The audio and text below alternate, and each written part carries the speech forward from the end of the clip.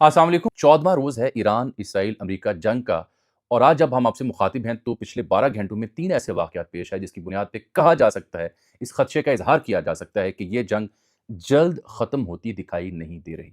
वजह number 1, Israeli वज़ीर-ए-आज़म की पहली बार इस जंग में प्रेस कॉन्फ्रेंस, जिसमें जो उन्होंने अहदाफ रखे और नई ईरानी क़यादत के बारे में जो नुक्ता नज़र रखा और शिया सुन्नी इस्लाम की तफ़रीक़ किए बगैर जो टारगेट दिया, उसको देखते हुए मालूम होता है कि मामला आगे बढ़ेगा। फिर इस जंग पे आने वाले अखराजात के ऊपर जब सवाल पूछा गया अमरीकी सेक्रेटरी फाइनेंस से, तो उनका जवाब भी इस बात की दलील है कि किसी भी कॉस्ट के ऊपर इस जंग को वो लेके जाने को तैयार हैं। फिर ट्रंप का जो ट्वीट भी है, ट्रुथ सोशल के ऊपर पोस्ट और उसके अपना बयान, वो भी आपके सामने। और अहम नुक्ता इसमें चौथा, जो नई क़यादत है ईरान में जनाब मुज्तबा ख़ामनई की, उनका पहला जो ऑडियो मैसेज, पहला पैगाम मंज़र आम पर आया जब से वो रहबर बने, उसमें भी जो अहदाफ हैं वो ये बताते हैं कि ईरान पीछे हटने वाला नहीं है। इस बीच में रात गए जद्दा से बड़ी अहम खबर आई जहां पे फील्ड मार्शल प्राइम मिनिस्टर की मुलाकात हुई सऊदी वली अहद से। ये इंतहाई अहमियत का हामिल मौजू है क्योंकि इसमें कुछ गुफ्तगू नशिस्त ऐसी हुई है कि ईरान के साथ मामला को कैसे डील करना है। साथ भारतीय वज़ीर आज़म जो हैं उन्होंने भी ईरानी सदर के साथ टेलीफोनिक गुफ्तगू की है, बहुत लंबी चौड़ी। उनके अपने मसाइल हैं कि तेल आने दिया जाए। तो हर मुल्क, हर ज़िम्मेदार अपनी शय पे, अपने अहदाफ पे, अपने मकासद के पीछे भाग रहा है क्योंकि बड़ी तेज़ी से इस जंग ने सूरत हाल को गैर यकीनी में बदल दिया है। पहले तो 2-4 दिनों में ये लग रहा था, अभी पिछले 2-4 दिन जो गुज़रे, जब से ट्रंप ने प्रेस कॉन्फ्रेंस की कि शायद अहदाफ पूरे हो गए हैं, nothing left to target in Iran. लेकिन अब जो सिचुएशन बन रही है, वो उससे मुख्तलिफ है। एक बड़ा शर्मनाक वीडियो मैसेज बनाया, जो व्हाइट हाउस ने ऑफ़िशियली एक्स के ऊपर जारी किया, जिसमें देखा जा सकता है किस तरीके से तौहीन वो कर रहे हैं, किस तरीके से जंग को ग्लोरीफाई कर रहे हैं, उसे मजाक समझ रहे हैं कि एक वीडियो गेम की तरह मैसेज बनाया जो जारी हुआ है व्हाइट हाउस के ऑफिशियल हैंडल से कि टेनिस की शॉट मारी जा रही है, वो लैंड कर रही है ईरान में और आगे से, यानी टेनिस शॉट वीडियो की लैंड कर रहा है मिसाइल और वो ईरान की तनसीबात को हिट कर रहा है। गोल्फ खेलते हुए स्टिक से कोई बंदा खेलता है और वो लैंड कर रहा है, हिट कर रहा है ईरान को। बेसबॉल से लेके हर तरह की खेल वीडियो गेम डाल के पैगाम देने की कोशिश की कि वो किस तरह से इस जंग को परसीव करते हैं, और यही सूरत हाल इसराइली प्राइम मिनिस्टर की प्रेस कॉन्फ्रेंस में भी थी। अच्छा, अगर आप मेरा थोड़ा साथ दें तो जो सुबह का वीलॉग मेरे दोस्त देखते हैं, उनकी ख्वाहिश होती है कि सबसे पहले मैं ताज़ा अपडेट दूँ। ताज़ा अपडेट में पहले सुन लें और फिर इन मामला पे मैंने बात करनी है कि ये जो इसराइली प्राइम मिनिस्टर ने बगैर किसी फ़िरके की तफ़रीक किए हुए इस्लाम के बारे में क्या स्टेटमेंट दी और क्यों मुझे लगता है कि जंग लंबी इन्होंने खींचनी है और ये मामला बड़े ख़तरनाक हो सकते हैं। सबसे पहले तो ये सुन लें मुझसे कि जो रात गए पासदारान इनकलाब ने यूएई समेत इसराइली जो तनसीबात उनको हिट किया। इन्होंने इसराइली गैस फील्ड हैं जो कि मेडिटेरेनियन सी यानी बहर अहमर में वाक़या हैं, बड़ी मिकदार में गैस इसराइल वहाँ से लेता है, लीवांथा और कारेविश यहाँ हिट किया है। पासदारान इनकलाब के जो जनरल माजिद मूसवी हैं उन्होंने एक्स के ऊपर ये ट्वीट किया है। बाय द वे मैं डिटेल में डिस्कस करूँगा कि जनाब मुज्तबा ख़ामनई ने जो ट्वीट किए, जो उनका ऑडियो मैसेज था अपने वालिद गिरामी जनाब आयतुल्लाह की शहादत के हवाले से कि जब वो शहीद हुए तो उस लम्हे उनकी मुट्ठी किस हालत में थी। इस हालत में वो मुट्ठी बता रहे हैं जो उन्होंने फ़ारसी ज़ुबान में लिखा, जो मैंने तर्जुमा करने की कोशिश की। बड़ा मानी ख़ेज़ ये पैगाम है और उस वक़्त वो कर क्या रहे थे जब वो शहीद हुए, ये भी मैं बयान करूँगा। तो ये इन्होंने इसराइली गैस फील्ड को हिट किया है और इसके अलावा यूएई ने ये दावा किया है कि उन्होंने रात गए कोई 12 से ज़ायद बैलिस्टिक मिसाइल जो हैं वो इंटरसेप्ट किए और 26 ड्रोन जो हैं वो उन्होंने इंटरसेप्ट किए। अब सवाल ये पैदा होता है कि ये तो कह रहे थे अमेरिका और इसराइल के ईरान की बैलिस्टिक मिसाइल और ड्रोन की सलाहियत 90% ख़त्म हो चुकी, तो ये कहाँ से फिर फायर हो रहे हैं और कामयाबी से वहाँ पहुँच रहे हैं? इसका मतलब अभी there is something left, Iran अभी अपनी कंट्रोल में है, कमांड में है। जो मेरा कल का वीलॉग था उसमें मैंने बताया था कि इसका फ़ॉर्मूला क्या है उनके पास। एक खबर मैं आपको और दूँ कि अमेरिका और इसराइल ने इस जंग के दौरान, ये डेटा पब्लिश हो चुका है, जितने भी आर्टिफिशियल इंटेलिजेंस के और जिद्दत के टूल्स हैं वो इस्तेमाल किए हैं। मिसाल के तौर पर अमेज़न का डाटा, माइक्रोसॉफ्ट, मेटा, गूगल, इन सब को इस्तेमाल किया एआई के पर्पज़ के लिए। अब यही अलमिया है, मुसलमान ममालिक ने जज़्बातियात को तो अपनी जगह रखा, लेकिन हमने इसके मुतबादिल टेक्नोलॉजी हासिल क्यों ना की? ये वो अलमिया है जिस पे गौर करना चाहिए। अच्छा, इसके अलावा सूरत हाल जो लबनान की है वो बड़ी ख़तरनाक है। वहाँ पे 687 अफ़राद शहीद हो चुके हैं और कोई 98 बच्चे हैं उसमें शामिल जो शहीद हुए हैं और कुछ 7.5 लाख अफ़राद डिस्प्लेस हो चुका है। और ईरान ने ये भी तस्दीक कर दी कि वहाँ हिज़्बुल्लाह के ताबन से उन्होंने इसराइल पे हमले किए और इसराइल कह रहा है कि हम इनको अब डील करेंगे।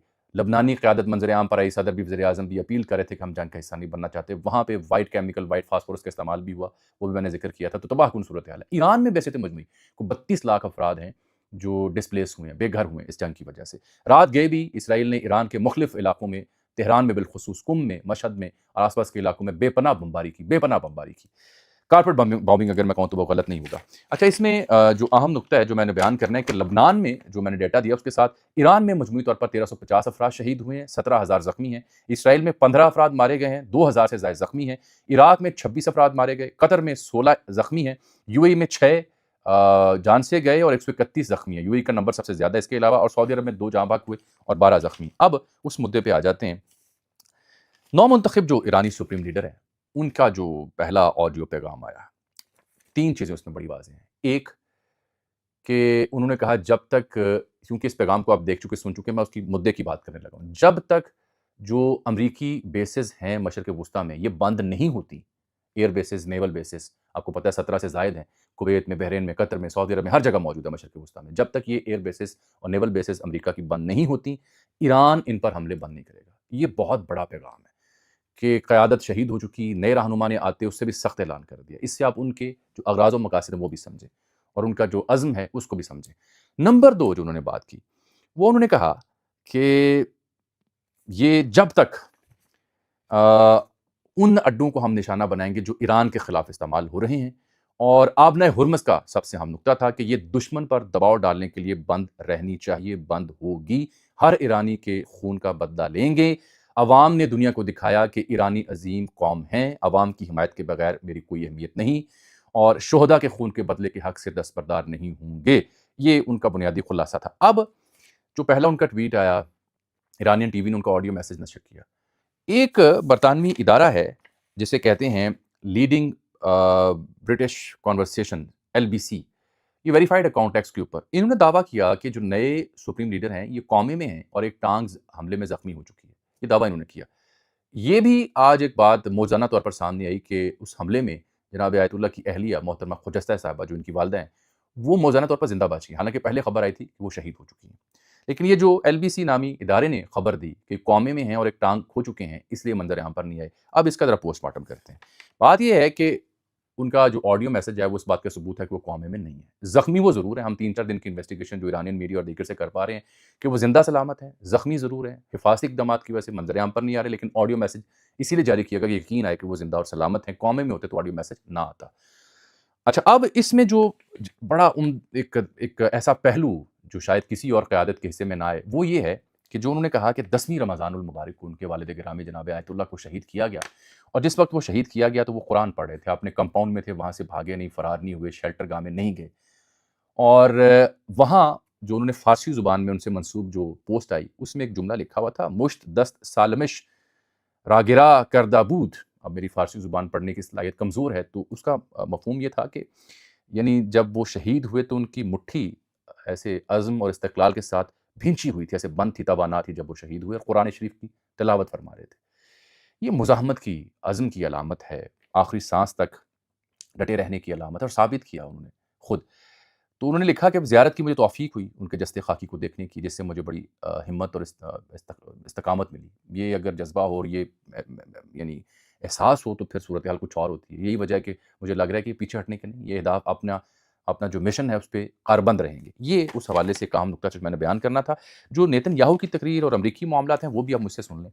انہوں نے جب تقریر کی پہلی بار تو میں نے دیکھا کہ کئی کمنٹیٹرز جو تھے، کچھ انٹرنیشنل کمنٹیٹرز کو میں نے سنا تو ایک صاحب فرما رہے تھے کہ پریٹی بلش ٹون، بڑی بلی کرنے کی ٹون تھی نیتن یاہو کی اپنی پریس کانفرنس میں۔ اس نے اپنی عوام کو اٹریکٹ کرنے کے لیے عبرانی زبان میں، ہبرو زبان میں یہ تقریر کی، پریس کانفرنس کی، کئی سوال ڈاچ بھی کر گیا، وہ بھی میں بتاتا ہوں۔ لیکن اس تقریر میں اس نے جو اہم بات کی وہ یہ کہ میں تو ٹرمپ کے ساتھ ڈیلی بات کرتا ہوں، مشاورت کرتا ہوں، اور پھر ہم حملہ کرتے ہیں۔ اور پھر اس نے کہا کہ ابھی پہاڑوں کے اندر بہت دور سرنگوں میں کچھ میزائل اور ایسے ہتھیار باقی ہیں جس کی وجہ سے مکمل آپریشن نہیں ہو پا رہا۔ اب اس میں تضاد کیا ہے؟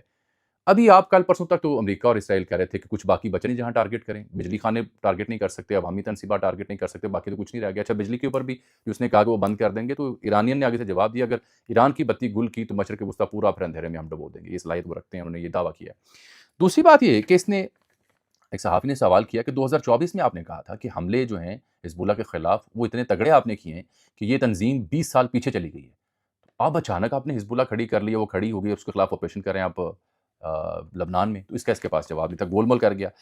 پھر ٹرمپ کا جو بیان تھا کہ جو اسرائیلی صدر ہے اسحاق، وہ استثناء کیوں نہیں دے رہا نیتن یاہو کو، استثناء کہے گا چاہیے، کرپشن کے چارجز ہیں اس کے اوپر شدید، اور وہ صدر سے امیونٹی مانگ رہا ہے، اور یہ کہہ رہا ہے کہ جنگ کے ہنگام مجھے کیوں نہیں امیونٹی وہ دے رہا. اس کے اوپر بھی سوال گول کر گیا کرپشن کے چارجز اور استثناء کے اوپر. اور پھر اہم بات یہ کہ جو انہوں نے کہا کہ Iran is no longer the same Iran, کہ ایران تو اب وہ ایران ہی نہیں رہا. تو اس تناظر میں یہ کہنا کہ ابھی کچھ وقت لگے گا کیونکہ اہداف پہاڑوں میں، سرنگوں میں نیچے دفن ہیں، ان تک پہنچنے میں، تو اس دونوں میں بھی تضاد تھا. پھر میں نے دیکھا کہ اس کے کئی کلپس وائرل ہوئے. ایک میں یہ اسلام کے اوپر حملہ کر رہا ہے، مذہب کے اوپر شیعہ سنی کی تفریق کیے بغیر کہ یہ سب خطرے میں ہیں. پھر ایک ویڈیو میں نے دیکھی، اس کی تصدیق نہیں ہو سکی، جس میں یہ شاید مسیح کی آمد کا ذکر کر رہا ہے. تو اس سے جو ان کے گریٹر اسرائیل کے پلان ہیں، جو ان کے حربے ہیں اگینسٹ آل ادر ریلیجنس بالخصوص اسلام، اس کا پرچار ہوتا کھلا دکھائی دیتا ہے. بلی تھیلے سے باہر آتی دکھائی دیتی ہے کہ اصل ان کے اہداف اور مقاصد ہیں کیا. یہ افسوسناک پہلو ہے. میں آپ سے یہ بھی عرض کر دوں کہ یہ جو آبنہ ہرمز والا معاملہ ہے، اس میں کامیابی کے ساتھ ایران اس گزرگاہ کو بند کرنے میں کامیاب ہے. اس کا ایک ثبوت دینے لگا ہوں آپ کو. ان کے ایک انرجی سیکٹری ہیں کرس رائٹ، جو امریکہ کے ہیں. انہوں نے ایک بیان دیا ہے کہ جو امریکی ملٹری ہے ابھی فی الحال ریڈی نہیں ہے to escort oil ships through the Strait of Hormuz. آبنائے ہرمز سے اسکارٹ کرنا جو ٹرمپ کا اعلان تھا، اس کے مطابق ابھی ہماری فوج تیار نہیں ہے کہ وہاں سے گزار سکیں. ٹرمپ کا ایک اور بیان دیکھیں کہ جب تیل کی قیمتیں اوپر جائیں گی امریکہ کو فائدہ ہوگا کیونکہ ہمارے پاس بھی تیل ہے، ہم بیچیں گے. یعنی اس کا مائنڈ سیٹ آپ چیک کریں، کیا کمال ہے. وائٹ ہاؤس نے ایک بڑی شرمناک ویڈیو جاری کی جو میں نے پہلے آپ کو بتایا ہے. گولف اور ٹینس کی شارٹس ہیں اور وہ ایران میں ہٹ کر رہی ہیں، وہ آپ دیکھ لیجئے گا. افسوس کا مقام ہے. یو ایس سینٹ کام نے تصدیق کی ہے کہ اب تک ہم نے 6000 ٹارگٹس ایران میں ان کو ہدف بنایا. 6000 ٹارگٹس ایران میں. 6000 ٹارگٹس کا آپ امیجن کریں کہ 6000 مقامات پر بمباری ہوئی ہو ایک ملک میں، تو کیا حال وہاں پہ ہوگا. اچھا، جو ان کا ایک اہم ترین بحری بیڑا ہے جیرلڈ فیلڈ RSS، وہ جو آ رہا تھا بحیرہ احمر سے، ایک تو ابراہیم لنکن تھا جو پیچھے چلا گیا 1000-1500 کلومیٹر. اس کے حوالے اچھا یہ جو امریکی بحری بیڑا ہے، اس کے حوالے سے جو میں بات کر رہا ہوں، یہ خود امریکیوں نے تصدیق کر دی کہ ہاں جی، یہ جو جیرلڈ فیلڈ ہے، اس کے اوپر آگ لگی تھی، اس میں 2 سیلر ہمارے زخمی بھی ہوئے. یہ ایران کا پہلے دعویٰ تھا کہ ہم نے اسے ٹارگٹ کیا ہے، تب انہوں نے کہا نہیں ٹارگٹ آپ کر ہی نہیں سکتے. اب یہ مان رہے ہیں کہ آگ لگی تھی اور 2 سیلر بھی اس میں زخمی ہوئے آگ لگنے کی وجہ سے، لیکن یہ جنگی بنیاد پہ آگ نہیں لگی، کسی جنگ کی وجہ سے آگ نہیں لگی، حادثہ ہوا تھا. یہ انہوں نے تصدیق کی ہے. وہ جو میں کہانی بیان کرتا شروع میں کہ یہ کیوں کر جنگ لمبی کھینچ سکتے ہیں اور کھینچنا چاہتے ہیں، اس کا ثبوت نمبر 3 بھی سن لیں مجھ سے. یہ ان کے ایک ٹریجری کے سیکٹری ہیں، خزانے کے سیکٹری جو ان کے ہیں، اسکاٹ بیسنٹ ان کا نام ہے. انہوں نے اسکائی نیوز کے ساتھ گفتگو کرتے ہوئے یہ کہا ہے کہ پرائس ٹیگ جو ہے اس جنگ کا، وہ ہم کسی بھی جگہ پہ لے کے جا سکتے ہیں، ان افورڈیبل ہمارے لیے نہیں ہوگا. جنگ کی مالیت کیا ہوگی، اخراجات کیا آئیں گے، یہ سر درد نہیں ہے، ان افورڈیبل نہیں ہے. کیونکہ اس سے پہلے وال اسٹریٹ جرنل اور 2 اداروں نے تصدیق کی، نیو یارک ٹائمز نے بالخصوص، کہ پہلے 6 دنوں میں $12 ارب کا نقصان ہوا، خرچ آیا امریکہ کے لیے، صرف امریکہ کے لیے. یہ انہوں نے تصدیق کی اس بات کی. لیکن وہ کہہ رہے ہیں کہ نہیں، ہمیں پیسے کا مسئلہ نہیں ہے، ہم ہر حد تک جانے کو تیار ہیں، ان افورڈیبل جنگ ہمارے لیے بالکل نہیں ہے. We can go to any price tag, جو بھی یہاں لگتا ہے ہم اسے دیکھنے کو تیار ہیں. اچھا، میں وہ جو فیلڈ مارشل والی کہانی ہے اس سے پہلے آپ کو بتاؤں کہ رات گئے کندھار میں جو ان کی ایئرپورٹ اور دیگر علاقے ہیں، وہاں پر حملوں کی اطلاع ملی ہے. اطلاع ہے کہ اسٹرائک کیا پاکستان نے وہاں پہ. ایک بار پھر یہ معاملہ بھی یہاں رک نہیں رہا، اس کے باوجود کہ کچھ پیش رفت ہوئی تھی، کچھ مذاکرات کار گئے، کہا گیا وہ ذاتی حیثیت میں گئے ہیں، لیکن افغان قیادت اٹھ کے دیگر مالک صاحب رابطہ کرے، یہاں کچھ پیش رفت ہونے کا مجھے امکان دکھائی بہرحال دے رہا ہے. میں آپ سے 2 چیزیں اور عرض کرنا چاہ رہا ہوں. جو مودی نے فون کیا ہے پریزیڈنٹ مسعود صاحب کو ایران کے، وہ اس لیے کہ وشنو نامی جو شپ تھا اسے گزرنے نہیں دیا کہ اس پہ اٹیک کیا تھا. تو اب ان کے جے شنکر نے بھی رابطہ کیا تھا عباس اراغچی سے. اب مودی نے خود رابطہ کیا اور ٹویٹ بھی کیا، جس میں ایک بڑی بیلنس سا ٹون اس نے رکھی کہ ہم چاہتے ہیں، ہم اور ساتھ چاہتے ہیں کہ گزرگاہ بحال ہو، معاملہ ٹھیک ہو جائیں. مذمت تو نہیں کسی چیز کر سکا، لیکن سویلین کیجویلٹی کا ذکر کر رہا تھا. تو میری اطلاع یہ ہے کہ فی الحال ایران ولنگ نہیں ہے کہ انڈیا کو یہ چھوٹ دی جائے. جو جہاں تک میں نے ایرانین میڈیا کو دیکھا، انڈین میڈیا کلیم کرا کہ نہیں چھوٹ مل جائے گی. یہ جو ملاقات کل جدہ میں ہوئی ولی عہد محمد بن سلمان اور پرائم منسٹر شہباز شریف اور فیلڈ مارشل کی، یہ اس لیے اہم ہے کہ اس سے پہلے فیلڈ مارشل کی وزیر دفاع سے ان کی ملاقات ہوئی. پھر یہ واپس آتے ہیں تو اس بیچ پرائم منسٹر کی ایرانین صدر مسعود صاحب سے گفتگو ہوتی ہے. اس کے بعد یہ جو ڈیلیگیشن ہے یہ پھر جدہ پہنچتا ہے. رات گئے 1:30 بجے ان کی ملاقات ہوتی ہے، بڑی کلوز قسم کی. تصاویر آپ نے دیکھ رہی ہوں گی، ایک جگہ پہ خوشگوار تاثرات ہیں، دوسری جگہ پہ سنجیدگی بھی طاری ہے. اس میں سمجھ یہی آ رہی ہے کہ پاکستان کیا کردار ادا کر سکتا ہے کہ ایران حملے نہ کرے سعودی عرب کے اوپر، اور ایران کیا مانگ رہا ہے گارنٹی سعودی عرب سے یا دیگر ممالک سے کہ ان کے اڈے استعمال نہ ہوں ایران کے خلاف. یہ بڑی تھن روپ ہے، باریک دھاگہ ہے جس کے اوپر پاکستان چل رہا ہے.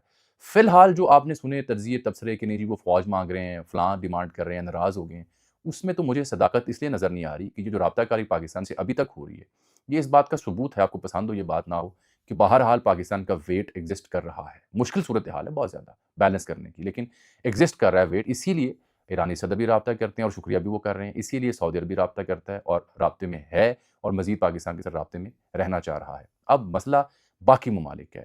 یو اے ای نے تو رابطے کہیں اور کیے ہیں، تو ان کی خیر خواہی میں ہم سوچ سکتے ہیں، دعا دے سکتے ہیں. مجھے دیجیے گا اجازت. اللہ حافظ.